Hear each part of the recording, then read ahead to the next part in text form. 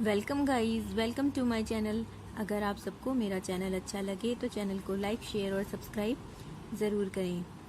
आज हम स्टार्ट करेंगे क्लास 11th की मैथ्स के चैप्टर परम्यूटेशंस एंड कॉम्बिनेशंस। इसका इंट्रोडक्शन समझते हैं पहले, ये होता क्या है। तो गाइस, लाइफ में हमारे सामने कई बार ऐसी सिचुएशंस आती हैं जिनमें हमें given many number of things में से कुछ थिंग्स ही सिलेक्ट और अरेंज करनी होती हैं। तो ये सारा अरेंजमेंट या सिलेक्शन जो है वो एक प्रिंसिपल को इन्वॉल्व करता है। सपोज कोई कस्टमर, बैंक का कोई कस्टमर अपने एटीएम पिन का कोड भूल गया है, and we guys know ATM pin का कोड 4 डिजिट का होता है। इन 4 डिजिट में से ये सारे नंबर 0 to 9 के बीच होते हैं और नो रिपीटिशन होता है उसमें। सपोज कि उस कस्टमर को पहला डिजिट याद आ गया, फर्स्ट डिजिट उसको 5 याद आ गया, लेकिन बाकी के जो 3 डिजिट्स हैं उसके लिए या तो 0 to 9 के रिमेनिंग्स जो डिजिट हैं 5 को छोड़ के उनको वो अरेंज करके देखेगा। तो ये सारा प्रोसीजर बहुत ही लंबा हो जाएगा। एक एक करके सारे डिजिट्स को नंबर वाइज वो अरेंज करके देखेगा, उसके बाद बहुत लंबा प्रोसीजर हो जाएगा। तो इस प्रॉब्लम को सॉल्व करने के लिए विदाउट लिस्टिंग दीज एलिमेंट्स एक प्रिंसिपल होता है मैथमेटिक्स में। इस प्रिंसिपल को कहते हैं fundamental principle of counting. So let us consider this problem. Fundamental principle of counting को समझने के लिए Savita goes to a movie.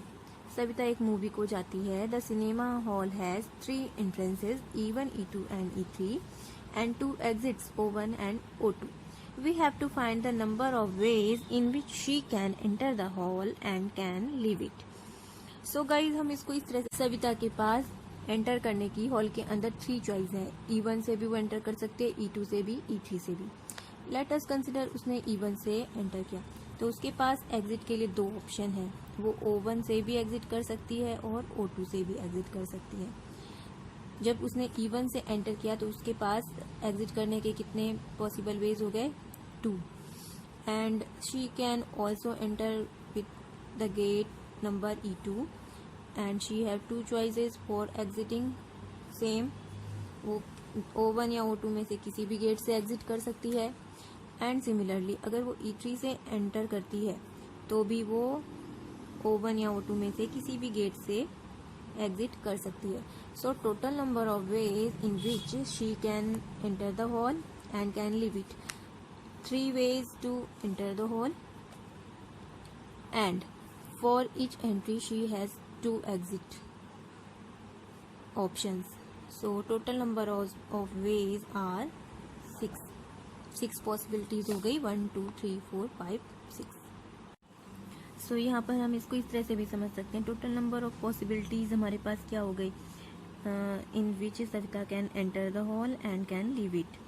E1 O1 first possibility, E1 O2 जब वो E1 से एंटर होके या तो O1 से निकलती है या E1 से एंट्री लेके O2 से एग्जिट करती है, ये 2 पॉसिबिलिटीज।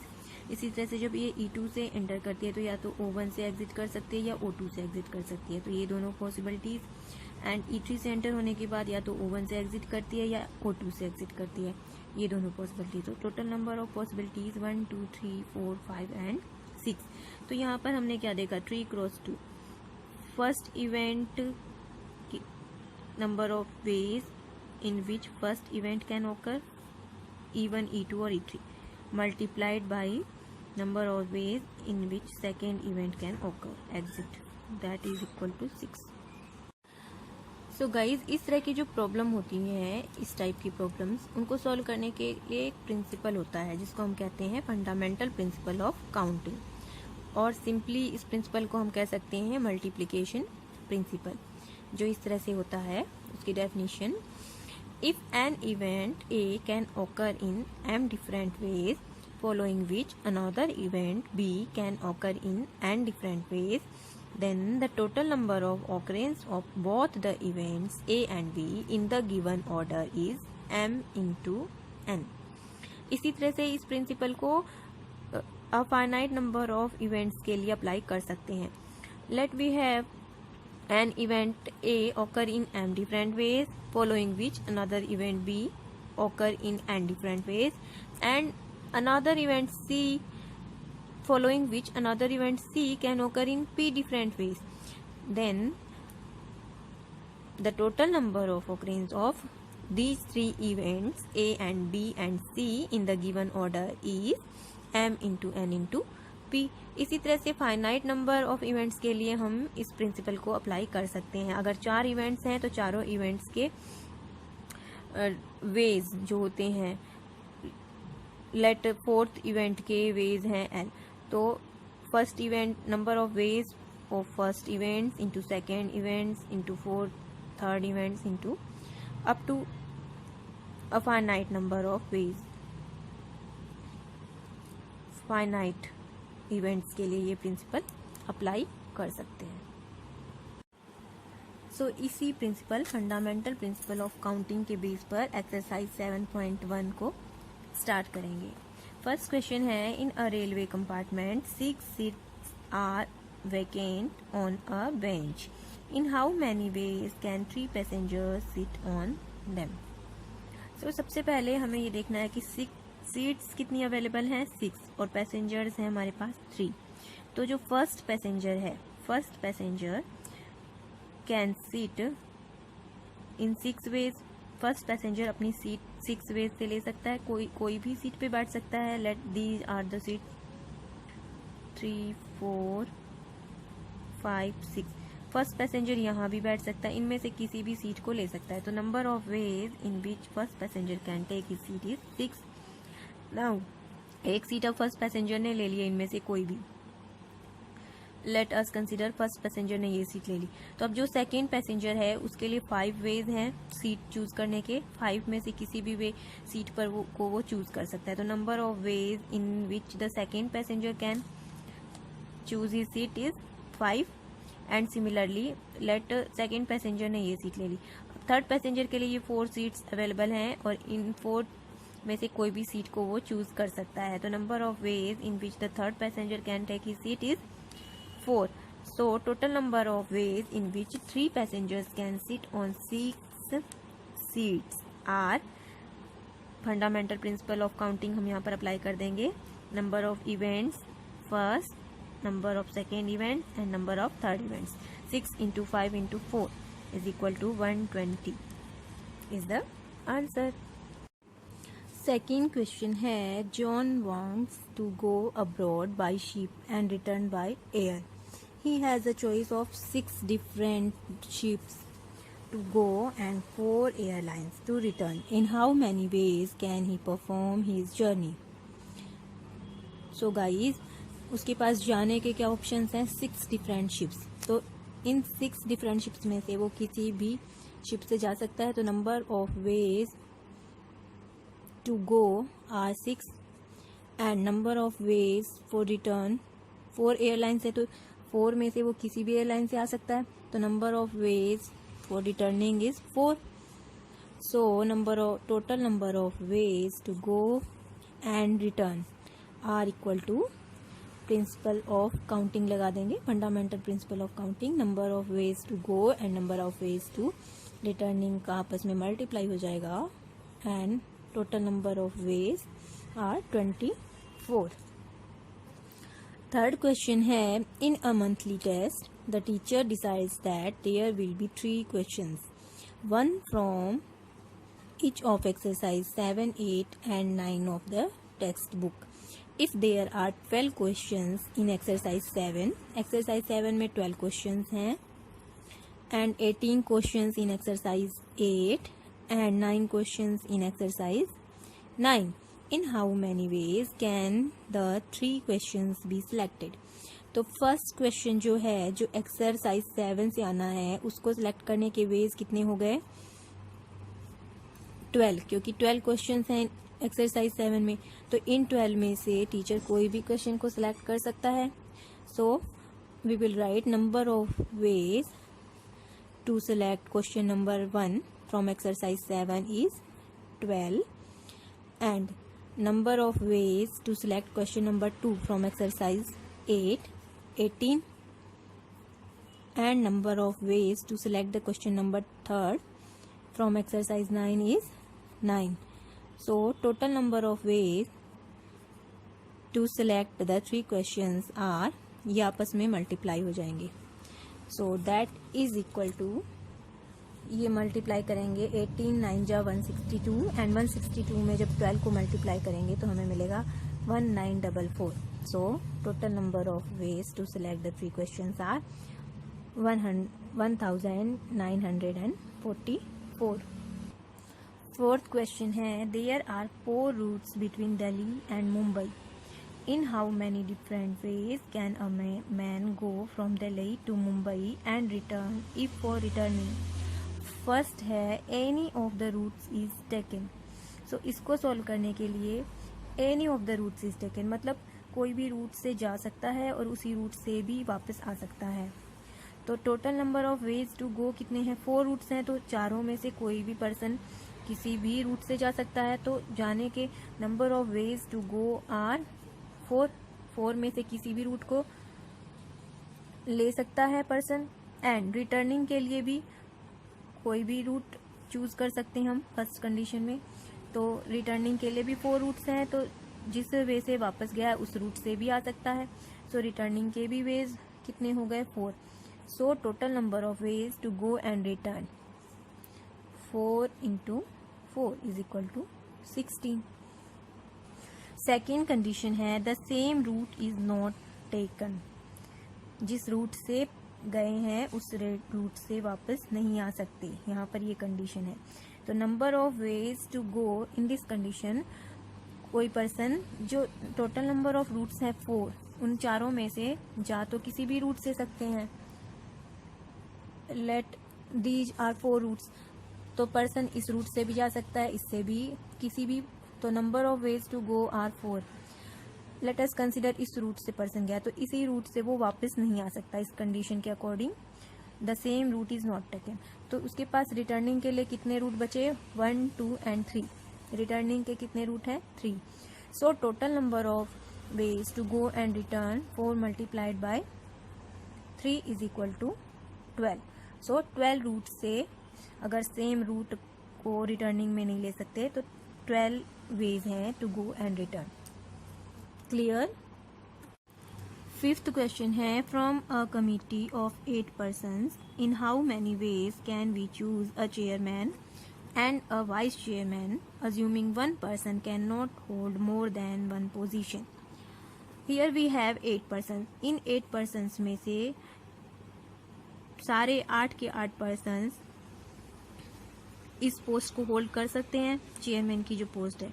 सो चेयरमैन सेलेक्ट करने के जो हमारे पास number of ways to select a chairman, क्योंकि कमिटी में जो 8 मेंबर्स हैं उनमें से हम किसी को भी सिलेक्ट कर सकते हैं. So number of ways to select to choose a chairman 8 हैं. 8 में से हम किसी को भी चूज कर सकते हैं. अब हमें वाइस चेयरमैन चूज करना है, लेकिन कंडीशन क्या है? 1 person can not hold more than 1 position. अब अगर हमारे पास 8 पर्सन से 3 4 5 6 7 8 इनमें से हमने किसी एक को सिलेक्ट कर दिया चेयरमैन की सीट के लिए, तो हमारे पास जो रिमेनिंग 7 कैंडिडेट्स हैं इनमें से हम किसी को भी वाइस चेयरमैन सिलेक्ट कर सकते हैं. लेकिन जो चेयरमैन सिलेक्ट हो चुके हैं उनको हम वाइस चेयरमैन सेलेक्ट नहीं कर सकते, क्योंकि 1 person can not hold more than 1 position. So number of ways to choose a vice chairman, number of ways to choose a vice chairman are 7. इन 7 में से हम किसी को भी सिलेक्ट कर सकते हैं. So total number of ways to choose a chairman and a vice chairman are chairman and vice chairman are 8 × 7 is equal to 56. Sixth question है, each section of class 12 in a school has exactly 40 students. If there are 4 sections, in how many ways can a set of 4 students representative be selected? 1 from each section. Etch section में students कितने हमारे पास? 40. Number of students in each section 40, and number of sections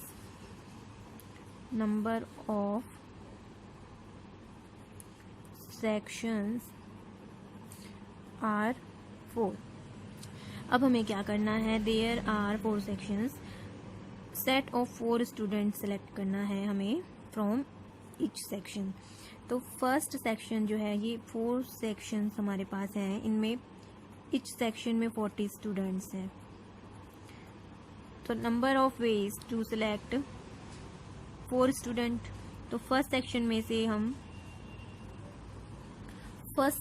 से एक student हमें select करना है, तो हम 40 में से कोई भी स्टूडेंट को सिलेक्ट कर सकते हैं. तो number of ways to select 1 student from first section is 40, and second section में से भी 40 स्टूडेंट्स में से हमें एक स्टूडेंट सिलेक्ट करना है. तो 40 में से हम कोई भी स्टूडेंट को सिलेक्ट कर सकते हैं. तो number of ways to select 1 student from second section is 40, third section is also 40, and from fourth section is also 40. So our answer is, these all will be multiplied.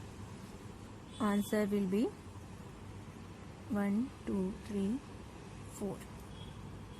इतने veg हैं 4 section में से 4 students को select करने के. 7th question है, a team consist of 6 boys and 4 girls and the other has 5 boys and 3 girls. How many single matches can be arranged between the two teams when a boy plays against a boy and a girl against a girl?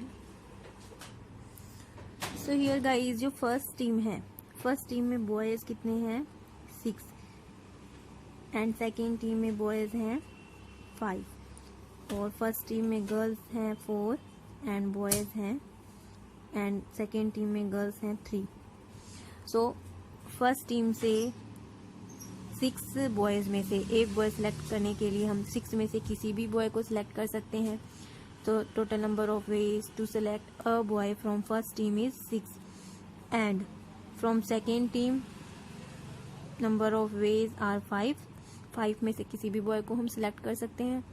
So total number of boys to choose ways to choose a boy is 30, and first team में से girl select करने के हमारे पास veg हैं 4, and second team में से एक girl को सिलेक्ट करने के 3 में से नंबर ऑफ वेज हैं 3 में से हम किसी भी गर्ल को सिलेक्ट कर सकते हैं.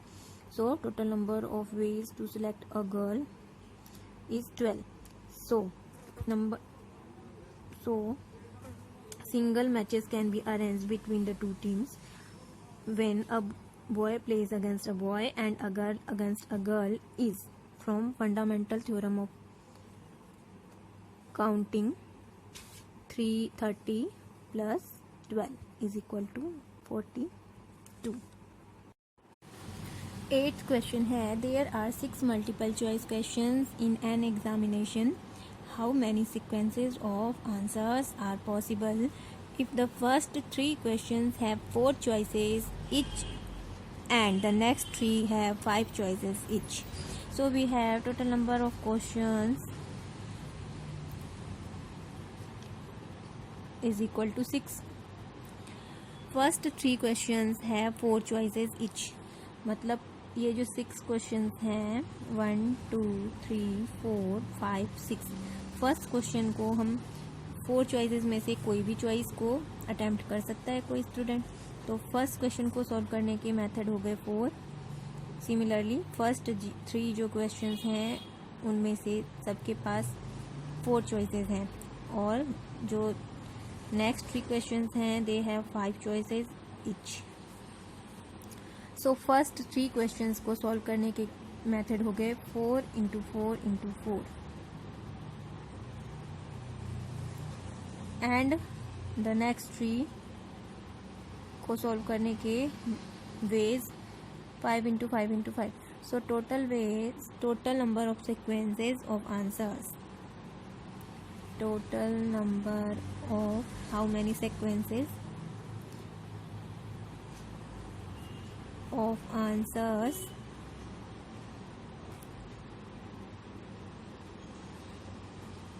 possible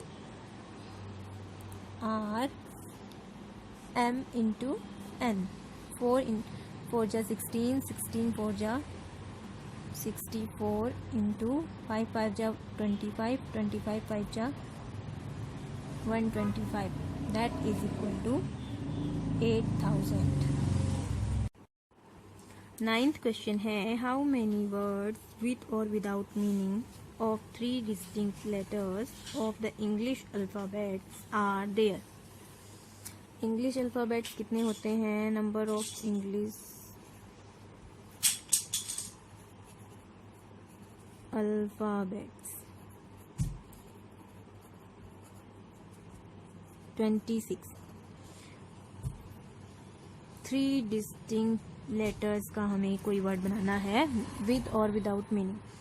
मान लो ये हैं 3 वर्ड्स, तो अगर 26 में से हम फर्स्ट पोजीशन पे कोई एक अल्फ़ाबेट को सिलेक्ट करते हैं, तो number of ways to select the first letter of the word 26, and second word के लिए हमारे पास 26 में से एक तो हमने यहाँ पर सिलेक्ट कर दिया है।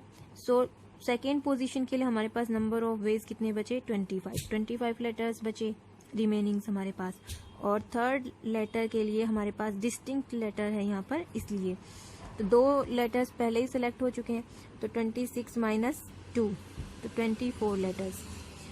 सो ये नंबर ऑफ वेज हो गए फर्स्ट, सेकेंड और एंड थर्ड लेटर्स को सिलेक्ट करने के। So from fundamental principle of counting, total words of 3 distinct letters with or without meaning are number of ways of second and number of ways of third। आपस में multiply हो जाएंगे। जब इन तीनों को मल्टीप्लाई करेंगे तो आंसर हमें मिलेगा 15,600। 10th क्वेश्चन है, how many 3 letters code words are possible using the first 10 letters of English alphabets if no letter can be repeated? First condition क्या है? No letter can be repeated. तो English alphabets हमारे पास होते हैं 26, लेकिन 3 letter code first 10 letters, तो हमारे पास नंबर ऑफ वेज कितने हैं इस इवेंट को ऑकर करने के लिए? Number of ways are 10। 3 letter code word हमें बनाना है 1, 2 एंड 3। तो no letter can be repeated, मतलब कि एक लेटर जो हमने ले लिया वो रिपीट नहीं हो सकता। फर्स्ट पोजीशन के लिए हमने 10 में से किसी को भी हम सिलेक्ट कर सकते हैं। Number of ways to select the first letter is 10, क्योंकि 10 में से किसी भी लेटर को हम सिलेक्ट कर सकते हैं फर्स्ट पोजीशन के लिए। अब सेकेंड पोजीशन के लिए हमारे पास रिमेनिंग कितने लेटर्स बचे हैं? 9। इन 9 में से हम किसी को भी सिलेक्ट कर सकते हैं। एक हमने पहले ही सिलेक्ट कर लिया है, इसलिए वो रिपीट नहीं कर सकते। सो सेकेंड लेटर को सिलेक्ट करने के वेज हो गए 9 एंड थर्ड को सिलेक्ट करने के हो गए रिमेनिंग 8 लेटर्स। तो 8 लेटर्स में से हम किसी को भी सिलेक्ट कर सकते हैं। So total number of veg to select the 3 letters are from the fundamental principle of counting into 8 is equal to 10 9 जा 90 and 98 जा 720। सेकेंड कंडीशन है लेटर्स आर रिपीटेड। तो ये जो 3 लेटर्स हमें सिलेक्ट करने थे, फर्स्ट लेटर को सिलेक्ट करने के भी बेस 10 है, 10 में से किसी को भी हम सिलेक्ट कर सकते हैं। एंड सेकेंड लेटर को सिलेक्ट करने के भी बेस इस कंडीशन में 10 है, क्योंकि जो लेटर हमने पहले सिलेक्ट कर लिया उसको हम रिपीट भी कर सकते हैं। एंड थर्ड लेटर को भी हम 10 वेज से सिलेक्ट कर सकते हैं, क्योंकि यहाँ पर रिपीटिशन अलाउड है। सो total number of veg from the fundamental principle of counting, total number of ways are 10 into 10 into 10 is equal to 1000। 11th question है, how many numbers are there between 100 and 1000 in which all the digits are distinct. तो we know जो सारे numbers होंगे 100 और 1000 के बीच वो 3 digits के number होंगे। नंबर ऑफ डिजिट्स कितने होने चाहिए उसमें 3, और वो तीनों डिजिट्स डिस्टिंक्ट होने चाहिए। कंडीशन ये है कि तीनों डिजिट्स डिस्टिंक्ट होने चाहिए। तो जो हंड्रेड्स प्लेस है, जो 3 डिजिट के नंबर में, ये जो हंड्रेड्स का प्लेस है, ये टेंस का है और ये यूनिट प्लेस है। तो हंड्रेड्स प्लेस पे हम 0 को प्लेस नहीं कर सकते हैं क्योंकि वो 3 डिजिट का नंबर नहीं होगा अगर वहाँ पर 0 होगा। तो 1 to 9 के बीच में हम किसी भी डिजिट को सिलेक्ट कर सकते हैं 9 में से। तो हंड्रेड्स प्लेस को चुनने के, सिलेक्ट करने के हमारे पास कितने वेज हो गए। 1 to 9 में से हम किसी भी डिजिट को सिलेक्ट कर सकते हैं 0 को छोड़ के। तो हंड्रेड्स प्लेस को फिलअप करने के वेज हो गए 9। एंड इन 1 to 9 में से एक डिजिट हमने यहाँ पर सिलेक्ट कर दिया। तीनों डिजिट क्या होने चाहिए, डिस्टिंक्ट। तो अब रिमेनिंग जो 9 डिजिट है, 0 इंक्लूड हो सकता है टेंस प्लेस के लिए, लेकिन 1 to 9 में से एक डिजिट हमने 100 की प्लेस पे रख दिया है। तो रिमेनिंग बचे 0 है और जो 8 डिजिट बचे हैं 9, इनमें से हम 9 डिजिट में से कोई भी डिजिट को टेंस प्लेस पर रख सकते हैं। एंड यूनिट प्लेस के लिए 2 डिजिट हमारे पास सिलेक्ट हो चुके हैं। तो 0 to 9 में से किसी भी नंबर को हम यूनिट्स प्लेस पर भी रख सकते हैं, लेकिन उनमें से 2 डिजिट हमने 100 और टेंस की प्लेस पर सेलेक्ट कर दिए हैं। तो number of ways to place on units place is 8। Hence total number of, from the fundamental principle of counting, total number of ways to choose 3 digits between 100 and 1000 where all the digits are distinct are 9 into 9 into 8 is equal to 72 into 9 is equal to 9 2 ja 18, 9 7 ja 63 and 164।